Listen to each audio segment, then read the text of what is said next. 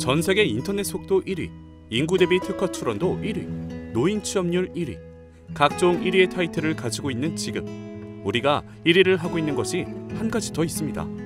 바로 플라스틱 소비량 세계 1위입니다. 일명 플라스틱 공화국이라는 오명까지 얻은 불명예스러운 1위 타이틀. 도대체 언제부터 우리는 쓰레기 공화국이 된 걸까요?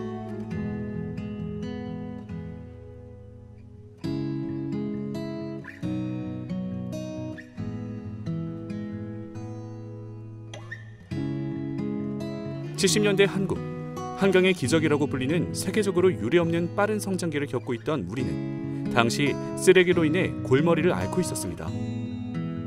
70년대 중반부터 중화공업이 육성됨에 따라 생활 폐기물에 더불어 많은 양의 산업 폐기물들이 나오기 시작했던 거죠. 당시에는 쓰지 않던 공터의 쓰레기를 매립하던 형태로 처리하곤 했지만 주변 공터로는 역부족인 상황. 정부는 엄청난 양으로 쏟아지는 쓰레기들을 처리할 방법을 모색하기 시작했습니다. 그렇게 선정된 곳이 바로 현재 월드컵 공원이 위치한 상암 난지도 매립장입니다. 과거 꽃이 피어있는 섬이라고 기록될 만큼 아름다운 섬이었지만 1978년 매립지로 지정되면서 쓰레기 섬으로 전락하게 된 거죠. 하지만 난지도 매립장도 점차 쓰레기로 가득 차게 됩니다. 수도권에서 나오는 쓰레기 양의 70% 이상을 매립했으니 어마어마한 양이었죠. 그 당시에 60m 정도 되는 높이의 커다란 산 2개 정도로 쓰레기산이 매립장에 생겼다는 사실. 또한 비위생적이고 무자비한 매립으로 인해 주변 인근 지역으로 오염 물질들은 퍼져나갔고 각종 환경 문제들을 일으켰습니다.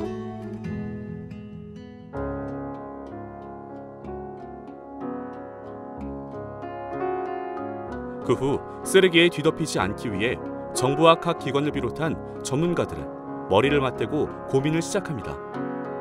그렇게 탄생한 결과가 바로 우리가 흔히 볼 수 있는 쓰레기 종량제 봉투입니다. 1995년도부터 시행된 것으로 당시에는 버리는 쓰레기에 돈을 부과하는 방식은 굉장히 획기적이었습니다. 또한 시민들은 쓰레기가 돈과 연관됨에 따라 쓰레기 배출량에 따른 책임감을 피부로 체감할 수 있는 계기였죠. 실제로 종량제 봉투를 사용하면서 3개월 동안 쓰레기 발생량은 37%가 줄었고 20년 동안 1.6배 정도 줄은 것을 확인할 수 있다고 합니다.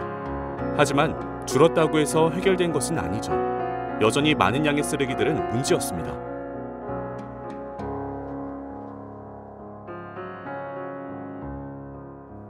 물론 이 같은 문제는 우리나라만 해당되는 것은 아닙니다. 놀랍게도 지난 1000년 동안 유럽의 각 나라들은 도시마다 온통 쓰레기로 뒤덮인 더러운 환경에서 살았는데요. 물론 이런 환경으로 인해 탄생한 것들도 있었습니다. 더러운 오물을 조금이라도 덜 밟기 위해 귀족들은 신발에 굽을 달기 시작했는데요. 이 신발이 오늘날 하이힐의 원형이 되었다는 사실. 또한 아름다운 베르사유 궁전은 근처에서 용변을 보는 사람이 많아 용변 금지라는 표말을 세우기도 했는데요. 이 표말의 이름이 지금 흔히 우리가 말하는 에티켓이었습니다. 한편 이곳에서는 무시무시한 일 또한 발생하게 됩니다. 이름만 들어도 아름다운 장면이 떠오르는 프랑스의 에펠탑과 세느강 주변 또한 오물과 쓰레기들이 가득했던 상황. 이로 인해 각종 오물들과 쓰레기에서 나온 물질들이 세느강을 잠식했고 이때 유럽 인구의 절반에 해당되는 4천만 명의 목숨을 앗아간 흑사병이 발병하게 됩니다. 더러운 환경을 기반으로 탄생한 병으로 아직까지도 인류 역사상 최악으로 기억되고 있습니다. 물론 이로 인해 위생이라는 개념이 처음으로 대두가 되었고 더 이상 마구잡이로 쓰레기를 방치하지는 않고 있죠. 하지만 이런 일이 비단 과거의 일일까요?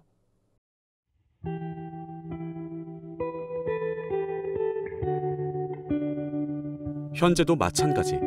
우리가 마음대로 버린 쓰레기들과 오물들은 우리에게 다시 돌아오고 있습니다. 물고기나 고래 뱃속이 쓰레기로 가득 찬 사진은 유명하죠. 뿐만 아니라 각종 동물들 또한 인간이 버린 쓰레기로 인해 죽어가고 있고 자연은 점점 파괴되고 있습니다. 잠시 우리 눈앞에서 쓰레기를 치울 뿐 지구에서 쓰레기가 사라지는 것은 아니죠. 언제 또 흑사병 같은 무서운 재앙으로 우리에게 돌아올지 모릅니다. 매립을 한다고 해도 완전 분해가 되기까지 플라스틱의 경우 50에서 80년이라는 시간이 걸립니다. 이마저도 완전 분해라고 하기 어렵죠. 그렇다면 이대로 방치만 해야 할까요? 아닙니다. 결국 쓰레기는 없애기보다는 안 만드는 것이 우선.